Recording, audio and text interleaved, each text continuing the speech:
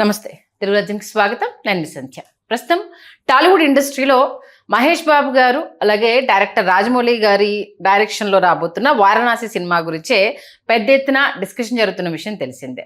కథ ఏంటి, అసలు మహేష్ బాబు గారిని ఈ సినిమాలో ఏ రకంగా వాడుకోబోతున్నారు, అలాగే మహేష్ బాబు గారు రాముడు అవతారంలో కనిపించబోతున్నారు అన్న న్యూస్, దీనికి సంబంధించి రాజమౌళి పెట్టబోతున్న అఫ్కోర్స్ ఆయన ఎవ్రీ మూవీకి ఎలాంటి ఎఫర్ట్ పెడతాడో మనందరికీ తెలిసిందే.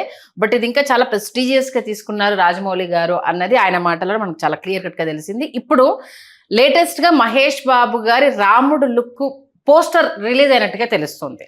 తెలియకుండా రిలీజ్ అయిందా, స్ట్రాటజీలో భాగంగా రిలీజ్ అయిందా? దాంతోపాటు వారణాసి సినిమాకు సంబంధించి మనకెవరికి తెలియని విషయాల్ని చరిత్రకారులు, సినీ రాజకీయ విశ్లేషకులు చిల్లకటి శ్రీకాంత్ గారు మనందరికీ చెప్తా అంటున్నారు. ఏంటో ఆయన మాటల్లోనే విందా. శ్రీకాంత్ గారు నమస్తే. నమస్కారం సంధ్య గారు. ఏంటి మా అందరికీ తెలియంది మీకు మాత్రమే తెలిసింది. దాంతోపాటు మహేష్ బాబు గారి రాముడు లుక్ ఫోటో ఇప్పుడు రిలీజ్ అయి నెట్టింట్లో హల్చల్ చేస్తుంది. దాని గురించి అది యూనిట్ లో వాళ్ళే వ్యూహాత్మకంగా విడుదల చేశారు. ఓకే, స్ట్రాటజీ ఆసక్తికరంగా మారడానికి, ఆసక్తి పెరగడానికి యూనిట్ లో వాళ్ళే దానిని విడుదల చేశారన్న విషయం మనకు అర్థమవుతుంది. రాముడి పాత్రలో ఆయన చాలా అద్భుతంగా ఒదిగిపోయారు. అట్లాగే రాముడికి మీసాలు గడ్డాలు ఉండేటటువంటి రాముడిని చూపించడం అనేది ఒకంత ఆసక్తికరంగా అనిపించింది. వాస్తవానికి ఏంటంటే మా చిత్తూరు జిల్లా అర్ధగిరి, అరగొండ అంటాము, అరగొండ గ్రామంలో అర్ధగిరి శ్రీ వీరాంజనేయ స్వామి క్షేత్రం ఏదైతే ఉందో ఆ క్షేత్రానికి సంబంధించినటువంటి కథాంశాన్ని తీసుకుని ఆ కథని పునాదిగా చేసుకుని మిగిలిన కథ మొత్తం రాజమౌళి గారు నడిపించారని విశ్వసనీయ వర్గాల కథనం. ఈ అర్ధగిరి ఏంటంటే ఇక్కడ రెండు కుటుంబాలండి. ఒకటి పైమాగం అనే గ్రామం, ఇంకోటి అరగొండ అనేటటువంటి గ్రామం. ఈ రెండు గ్రామాలు కలగలిసిపోయినటువంటి ప్రాంతం. ఇది సుసంపన్నమైనటువంటి గ్రామీణ ప్రాంతం అన్నమాట. సంపన్న భూస్వామ్య కుటుంబాలు, అన్ని సామాజిక వర్గాల వాళ్ళు ఉన్నటువంటి ప్రాంతం ఇది. ఇక్కడ పైమాగం సుగుణాకర రెడ్డి గారు అంటే అపోలో ప్రతాప్ సి రెడ్డి గారి కజిన్ అనమాట. వీళ్ళిద్దరూ ఆయన మేనత్త కొడుకు ఈయన మేనత్త కొడుకు ఆయన అనమాట. అట్లాగా పైమాగం సుగుణాకర రెడ్డి గారు ఇక్కడ అరగొండలో అపోలో హాస్పిటల్స్ని ప్రతాప్ సి రెడ్డి గారి చేత వ్యవస్థాపింపజేసి మేనేజింగ్ ట్రస్టీగా పైమాగం సుగుణాకర రెడ్డి గారు కొనసాగుతున్న సమయంలో వాళ్ళు మా మదనపల్లె హాస్పిటల్స్ ప్రారంభోత్సవానికి విచ్చేసినటువంటి ప్రతాప్ సి రెడ్డి గారు, పైమాగం సుగుణాకర రెడ్డి గారు. ఆ కార్యక్రమానికి నేను వ్యాఖ్యాతని. నా వ్యాఖ్యానానికి ముచ్చటపడి పైమాగం సుగుణాకర రెడ్డి గారు నన్ను అరగొండ తీసుకెళ్ళి అరగొండ అపోలో హాస్పిటల్స్ ఏదైతే ఉందో అరగొండ అపోలో హాస్పిటల్స్ ఆవిర్భావానికి ఆ కార్యక్రమ వ్యాఖ్యాతగా నన్ను వ్యవహరింప చేయించడం, ఆ తర్వాత అక్కడ జరిగినటువంటి అరగొండ అపోలో హాస్పిటల్స్ సాంస్కృతిక కార్యక్రమాలు కావచ్చు, అట్లాగే అడ్వర్టైజ్మెంట్స్ కావచ్చు, ప్రతిదీ నేను రాయకుండా, నేను చెప్పకుండా, నేను మాట్లాడకుండా జరిగేటటువంటి ఇది కాదన్నమాట. పైమాగం సుగుణాకర రెడ్డి గారి వాళ్ళ కుటుంబంలో నేను కుటుంబ సభ్యుడిని అయిపోయా. ఒకరోజు గ్రామస్తులందరూ వచ్చి మన చిన్నప్పుడు మనం అందరం పైకి కొండ మీదకి వెళ్ళి ఒక ఆంజనేయ స్వామి ప్రతిమ ఉంటుంది కదా, అవును పైన ఒక చిన్న గుడి ఉంది, ఆంజనేయ స్వామి ప్రతిమ ఉందంటే అక్కడికి ఒక 6 నెలలుగా నెల్లూరు నుంచి ఒక మెకానిక్ వచ్చాడు. అతని పేరు రామరాజు. అతను సోరియాసిస్తో బాధపడుతున్నాడు. అతను పైన ఉన్నటువంటి కొలను ఏదైతే ఉందో, ఆ కోనేరు ఏదైతే ఉందో ఆ కోనేరులో నుంచి నీరు తీసుకుని దూరంగా వెళ్ళి స్నానం చేస్తున్నాడు. అట్లాగే ఆ నీరు తాగుతున్నాడన్న 6 నెలల్లో సోరియాసిస్ దాదాపుగా మాయమైపోయింది, మొత్తం మటమాయమైపోయింది అని చెప్తే మాకు చాలా ఆశ్చర్యం వేసింది. ఆశ్చర్యం వేసి నేను సుగుణాకర్ రెడ్డి గారు, కామాలూరు శేఖర్ రెడ్డి గారు అని ఉంటారు, వారి జీప్ తీసుకురమ్మని ఆ జీప్లో వెళ్ళాము. ఎందుకంటే అటవీ ప్రాంతము, ఆ కొండ ఎగువకు వెళ్ళిన తర్వాత ఒక ఎగువ ప్రాంతంలో జీపుని ఆపేసి ఆ తర్వాత నడుచుకుంటూ పైకి వెళ్ళాలి. పైకి వెళ్ళి ఈ రామరాజు అనే అతన్ని చూసిన తర్వాత మాకు చాలా ఆశ్చర్యం కలిగింది. అప్పుడు ఈ సంజీవరాయ్ పుష్కరిణి, అసలు ఈ అర్ధగిరి క్షేత్రం ఏంటి, దీని మహత్యం ఏంటి, దీని స్థల పురాణం ఏంటి అనేది పరిశోధించిన తర్వాత అర్థమైంది ఏంటంటే, త్రేతాయుగంలో ఎప్పుడైతే రామరావణ సంగ్రామం జరుగుతున్నప్పుడు లక్ష్మణుడు మూర్ఛపోయిన తర్వాత లక్ష్మణుడిని పునరుజ్జీవింపజేయడానికి ఆంజనేయ స్వామి వెళ్ళి సంజీవని పర్వతం తీసుకురావడానికి ఆ సంజీవని మూలికను కనుగొనలేక, సంజీవని మూలిక తీసుకురావాలి, అక్కడికి వెళ్ళిన తర్వాత ఆ సంజీవని మూలికను ఆయన కనుగొనలేకపోతాడు. ఎందుకంటే సంజీవని పర్వతం మొత్తం రకరకాల ఔషధీకృతమైనటువంటి మూలికలు ఉన్నాయి. సంజీవని మూలికను కనుగొనలేక ఆ పర్వతాన్నే పెకిలించి తీసుకుని వస్తాడు ఆంజనేయ స్వామి. తీసుకొస్తున్నప్పుడు విరిగి పడిపోయినటువంటి ఒక భాగమే అర్ధగిరి, సాక్షాత్తుగా విరిగి పడిపోయినటువంటి ఒక భాగమే అర్ధగిరి. అందుకని ఆ సంజీవరాయ పుష్కరిణి అక్కడ ఉంది. ఆంజనేయ స్వామి ప్రతిమ చోళరాజుల కాలంలో చోళరాజులు ఈ స్థల పురాణాన్ని తెలుసుకుని అక్కడ ఆంజనేయ స్వామిని ప్రతిష్ఠించారు. చూసి ఆగమశాస్త్ర ప్రకారం ఈ ప్రాంతాన్ని మనం అభివృద్ధి చేయాలని ఆ రోజు సంకల్పించుకుని సుగుణాకర్ రెడ్డి గారు ముఖ్యదాతగా ఆయన పిలుపునందుకొని ఎంతోమంది దాతలు ముందుకొచ్చి వాళ్ళు విరాళాలు అందించి ఇవాళ అక్కడ అగమశాస్త్ర ప్రకారంగా మనకి అద్భుతమైనటువంటి శ్రీ అర్ధగిరి వీరాంజనేయ స్వామి దేవస్థానం ఏర్పడింది. అట్లాగే అక్కడ వినాయకుడి గుడిని సుగుణాకర్ రెడ్డి గారి కుమార్తె శ్రీమతి అనురాధ గారు, అల్లుడు లక్ష్మణ్ గారు వాళ్ళు నిర్మించారు. అట్లాగే పైన మీకు శివాలయం వచ్చింది, అయ్యప్ప స్వామి దేవస్థానం వచ్చింది. ఇన్ని దేవాలయాలు ఇక్కడికి వచ్చినాయి. సంజీవరాయ పుష్కరిణి మహత్యం ఏంటంటే సంధ్య గారు, వేసవి వచ్చింది, కరువు వచ్చింది, లేకపోతే కాటకాలు వచ్చాయి, లేకపోతే తీవ్రమైనటువంటి నీటి ఎద్దడి వచ్చింది, ఏమొచ్చినా ఏం జరిగినా సంజీవరాయ పుష్కరిణిలో నీరు ఇంకిపోదు.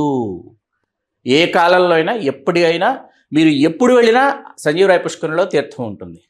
ఎంతమంది అయినా మేము అద్భుతమైనటువంటి కుళాయిలు వేయించి కుళాయిల ద్వారానే పట్టుకోవాలన్నమాట తీర్థం. ఎవరు కొలంలోకి దిగడానికి వీల్లేదు. దాని పేరు సంజీవరాయ పుష్కరిణి నామకరణం చేశాము.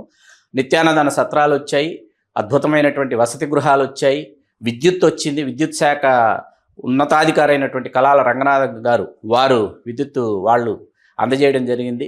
అట్లా ఇంతమంది దాతలు, ఎంతోమంది వదాన్యులు వాళ్ళు ముందుకొచ్చి పౌర్ణమి రోజు, విశేషంగా పౌర్ణమి రోజు అండి, మరీ ముఖ్యంగా పౌర్ణమి రోజు చాలా మీకు very very very powerful day పౌర్ణమి అర్ధగిరి వీరాంజనేయ స్వామి క్షేత్రం. ఆ రోజు ఏంటంటే భజనలు, కోలాటాలు, హరికథలు, బుర్రకథలు, వేలాది మంది భక్తులు పోటెత్తుతారు. ఉదయం నుంచి రాత్రి అర్ధరాత్రి అపరాత్రి అయినా కూడా మీకు ఇక్కడ వీళ్ళందరూ భక్తాదులు ఉంటారు. కనీవిని ఎరుగినటువంటి కన్నుల పండుగల మీకు ఈ ప్రాంతం ఉంటుంది.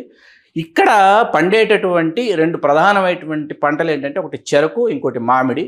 మీకు ఈ భూభాగం ఏదైతే ఉందో, ఈ భూభాగంలో పండేటటువంటి చెరుకు ఏదైతే ఉందో, ఈ చెరుకు ద్వారా వచ్చేటటువంటి బెల్లం బంగారు వర్ణంలో ఉంటుంది. ఇది ఆయుర్వేద వైద్యులు ప్రత్యేకించి వాళ్ళు దీనిని ఇక్కడి నుంచి బెల్లాన్ని తీసుకుని వెళ్తారు. సుగుణాకర్ రెడ్డి గారికి ఇవాళ 91, అపోలో ప్రతాప్ రెడ్డి గారికి 93 నిండాయి.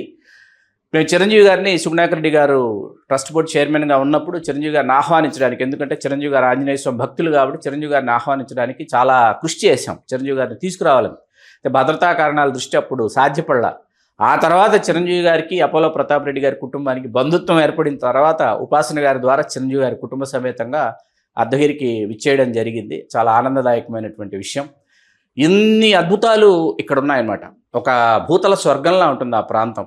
ఎందుకంటే ఆ మర్యాదలు కావచ్చు, అతిథి మర్యాదలు కావచ్చు అద్భుతంగా ఉంటాయి. ఈ కథాంశాన్ని ఏదైతే ఉందో త్రేతాయుగంలో లక్ష్మణుడు మూర్చిపోయిన తర్వాత ఆంజనేయ స్వామి సంజీవిని పర్వతం తీసుకురావడానికి వెళ్ళి, ఆ సంజీవిని మూలికను తీసుకురావడానికి వెళ్ళి సంజీవిని పర్వతం తీసుకొస్తుంటే విరిగి పడిపోయినటువంటి ఈ భాగం ఏదైతే ఉందో, ఈ భాగానికి సంబంధించినటువంటి ఈ కథని ఇవాళ వారణాసి సినిమాలో మనం రేపు తెర మీద చూడబోతున్నాము. ఇది చాలా ఆనందంగా ఉంది. ఆ ప్రాంతవాసిగా నాకు చాలా ఆనందంగా ఉంది. మహేష్ బాబు ఫస్ట్ లుక్ రాముడు గెటప్ లో ఎలా అనిపించింది మీకు? అంటే నాకైతే లాంగ్ లుక్ లో సేమ్ కృష్ణ గారిని చూసిన ఫీల్. అంటే ఇక్కడ మీరు చెప్పింది చాలా వాస్తవం. ఎందుకంటే అభిమానులు మహేష్ బాబు గారిని సూపర్ స్టార్ కృష్ణ గారి అల్లూరి సీతారామరాజు గెటప్లో చూడాలని వాళ్ళు ఉవ్విళ్ళూరుతున్నారు. ఆ కళని రాముడి పాత్రకి మీసాలు గడ్డాలు ఆపాదించి రాజమౌళి గారు ఏంటంటే ఆ కొరత తీర్చేశారని మనం అనుకోవచ్చు. సందేహం లేదు. అద్భుతంగా ఉన్నాడు, అసలు చాలా అంటే చాలా బాగున్నాడు. సరే, ఇప్పుడు మీసాలు ఉన్నాయా రాముడికి లేవా అటువంటి చర్చలు మన వాళ్ళు పెట్టకపోతే చాలా బాగుంటుంది. సినిమాగా చూడాలి అని మనం భావించాలి. లుక్స్ బాగున్నప్పుడు ఆబ్వియస్గా అయితే డిస్కషన్ రాదు. అందులోనూ ఇప్పుడు బాలీవుడ్లో పెద్ద ఎత్తున శ్రీరాముడు గురించి సినిమా వస్తున్న నేపథ్యంలో దాంట్లో హీరో లుక్స్కి సంబంధించి కొంత ట్రోల్స్ అయితే నడుస్తూ ఉన్నాయి. ఇప్పుడు మహేష్ బాబు గారిని చూశాకైతే ఖచ్చితంగా చాలా అందంగా ఉన్నారు మహేష్ బాబు గారు అన్న ఈ అప్లాజే వస్తుంది. మరి ఈ సినిమా ఎలా ఉంటుంది అని అంటే ఏం చెప్తారు? అద్భుతంగా ఉంటుందండి. ఎందుకంటే పురాణాలని, ఇతిహాసాలని ఆధారం చేసుకుని చేసినటువంటి ఏ సినిమా అయినా కూడా ప్రేక్షకులకి చేరువవుతుంది. మరీ ముఖ్యంగా ఆధునిక సమాజంలో, ఈ ఆధునిక పోకడలు పోతున్నటువంటి ఈ స్మార్ట్ ఫోన్ల యుగంలో, ఈ జంజీల కాలంలో ఏంటంటే ఖచ్చితంగా మన పురాణాలు, మన ఇతిహాసాలు, భారత రామాయణ భాగవతాలు ఏవైతే ఉన్నాయో వీటికి సంబంధించినటువంటి ఇతివృత్తాలు ఎప్పటికప్పుడు గొప్ప ఆవిష్కృతాలు అవుతాయి వెండితెర మీద. ఎందుకంటే పర్సనాలిటీ వైజ్ అప్పుడు ఉన్నటువంటి గ్రేట్ ఆర్టిస్టులు లేకపోవచ్చు, కానీ ఇప్పుడు పర్సనాలిటీ వైజ్ ఉన్నటువంటి ఆర్టిస్టులని అట్లాగే దానికి తోడు టెక్నాలజీని తీసుకుని అద్భుతాలు సృష్టించవచ్చు ఈ రోజుల్లో. ఎందుకంటే శ్రీరాముడికి సంబంధించి ఏ వర్ణన వచ్చినా కూడా ఏంటంటే 6 అడుగుల ఆజానుబాహు, ఇంకా ఎత్తైన వాడు అయి ఉంటాడు త్రేతాయుగంలో. 6 అడుగులు అంటే మనం ఇప్పుడు కూడా 6.5 అడుగులు 7 అడుగులు వాళ్ళని కూడా మనం చూస్తున్నాం. 6 అడుగుల ఆజానుబాహువు అరవింద దళాయితాక్షుడు అని అంటారు. అట్లా 6 అడుగుల ఆజానుబాహుకి అరవింద దళాయితాక్షుడికి సరిపోల్చదగినటువంటి రూపురేఖలతో మహేష్ బాబు గారు ఉన్నారు. కాబట్టి ఆయన మేనిరంగు ఛాయ కావచ్చు, అవన్నీ కూడా, ఎందుకంటే బంగారు ఛాయ, సువర్ణ ఛాయ మహేష్ బాబు గారు. కాబట్టి ఖచ్చితంగా ఆయన అద్భుతంగా ఉంటారు. అమరారు, అలరారారు, సందేహం లేదు. ఈ అరగొండ అర్ధగిరి వీరాంజనేయ స్వామి క్షేత్రం కాణిపాకం పుణ్యక్షేత్రానికి 10 కిలోమీటర్ల దూరంలో ఉంది.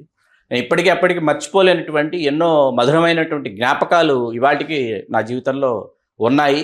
అవి ఎప్పటికీ జ్ఞాపకాలు, ఆస్తులు. కాబట్టి ఎందుకంటే సాక్షాత్తు చంద్రబాబు నాయుడు గారు ముఖ్యమంత్రిగా అరగొండ అపోలో హాస్పిటల్స్ ప్రారంభోత్సవ వేదిక మీద నేను ఆ రోజు సభాధ్యక్షుడిగా ఆ కార్యక్రమాన్ని నిర్వహించడం, నేను చాలా బాగా కార్యక్రమాన్ని నిర్వహించానని చెప్పి అందరూ ఉండగా పద్మవిభూషణ్ డాక్టర్ ప్రతాప్ సిరెడ్డి గారు నన్ను కౌగిలించేసుకున్నారు అన్నమాట. ఆనందం ఆయన పట్టలేక చాలా బాగా చేశాను నేనని చెప్పేసి. అట్లా ఎన్నో జ్ఞాపకాలు ఉన్నాయి. అక్కడ మనకి దయానంద రెడ్డి గారని ఒక సంగీత విద్వాంసులు ఉన్నారండి. వారు వరం, ఆ ప్రాంతానికి, ఈ క్షేత్రానికి వరం. వారు ఆలపించేటటువంటి గీతాలు, ఆ పౌర్ణమి రోజు కావచ్చు, ఇవన్నీ ఒక్కసారి ఎప్పుడు వీలున్నా కాణిపాకం వెళితే కాణిపాక వినాయకుడి దర్శనానంతరం ఖచ్చితంగా అర్ధగిరి శ్రీ వీరాంజనేయ స్వామిని దర్శించండి. ఏ క్షేత్రానికైనానండి మీకు తెలిసినంత వరకు స్థల పురాణాలు తీసుకుంటే తీర్థమహత్యం అంటారు, అవును, మూర్తిమత్వం అంటారు, కీర్తితత్వం అంటారు. అట్లా ఒక్కొక్కటి అవి కాపాడుతూ ఉంటాయి ఆ స్థలాన్ని.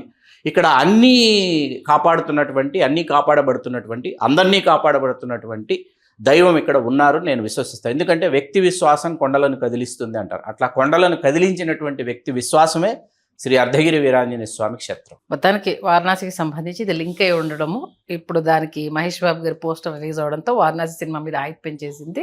మీరు అన్నట్టుగా అంటే రాజమౌళి గారు అధ్యయనం చేయకుండా అడుగు ముందుకు పోయారు కాబట్టి. లేదు, టీం వెళ్ళారండి అక్కడికి టీం వెళ్ళి అధ్యయనం చేశారు. ఓకే, కాబట్టి ఒక అద్భుతమైన మన స్థల పురాణానికి సంబంధించి ఆవిష్కృతం కాబోతున్నందుకు హ్యాపీగా ఉంది. మంచి విశ్లేషణ అందించారు. ధన్యవాదాలు శ్రీ. ధన్యవాదాలు సంధ్య.